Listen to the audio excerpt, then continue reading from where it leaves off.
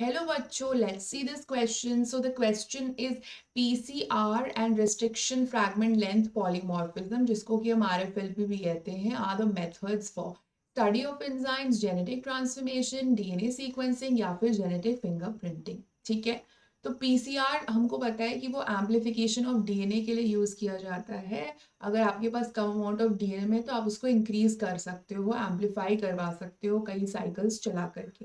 Restriction fragment length polymorphism भी एक तरह का टेक्निक होता है. इसके नाम से आपको समझ में आ जाएगा कि रिस्ट्रिक्शन, बहुत सारा हम जीनोमिक डीएनए लेंगे, फिर उसमें रिस्ट्रिक्शन एंडोन्यूक्लियस से उसको कट करेंगे and we'll get multiple fragments, और उसके हिसाब से ये एसएनपीज के ऊपर वर्क करता है, जिसको कहते हैं सिंगल न्यूक्लियोटाइड पॉलीमॉर्फिज्म्स, की सब में एक डिफरेंट डिफरेंट एसएनपीज रहेंगे. उसके आधार पे हम इसमें जेनेटिक प्रोफाइलिंग कर सकते हैं. तो जेनेटिक फिंगरप्रिंटिंग होती क्या है?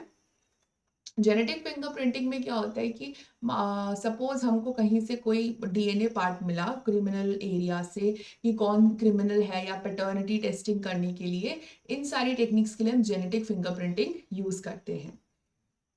इस डायग्राम में आप देख सकते हो, हमने सबसे पहले डीएनए को एक्सट्रैक्ट किया है, उसके बाद इस डीएनए को हमने एम्पलीफाई किया है, ऑफ कोर्स प्राइमर्स की मदद से एम्पलीफाई किया है. फिर हमने क्या किया कि हमने इसको रिस्ट्रिक्शन एंजाइम से कट किया है. अब हर इंसान की, मतलब हर डिफरेंट ऑर्गेनिज्म की एसएनपीज अलग होंगी, यानी कि सिंगल न्यूक्लियोटाइड पॉलीमॉर्फिज्म्स डिफरेंट डिफरेंट होंगी, so accordingly it will cut differently. And उसके बाद हम इलेक्ट्रोफोरेसिस कर रहे हैं, जैसे कि आप देख सकते हो इसमें सेपरेशन कर रहे हैं, एंड फाइनली लेजर डिडक्शन. सो इससे हमको ये समझ में आ जाएगा कि सपोज किसी की जेनेटिक प्रोफाइलिंग है तो वो उसके डैड से मैच कर रही है कि नहीं, पैटर्निटी टेस्टिंग के लिए यूज कर सकते हैं या फिर क्रिमिनल्स को पकड़ने के लिए यूज कर सकते हैं. तो ये जो दोनों टेक्निक्स है ये जेनेटिक फिंगरप्रिंटिंग में काम आती है.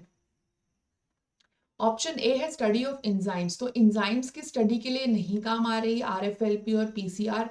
जेनेटिक ट्रांसफॉर्मेशन, तो जेनेटिक ट्रांसफॉर्मेशन, ट्रांसफॉर्मेशन आपको पता है राइट, कि जब डीएनए अपटेक हो जाता है उसको ट्रांसफॉर्मेशन कहते हैं, तो वो भी नहीं हो रहा.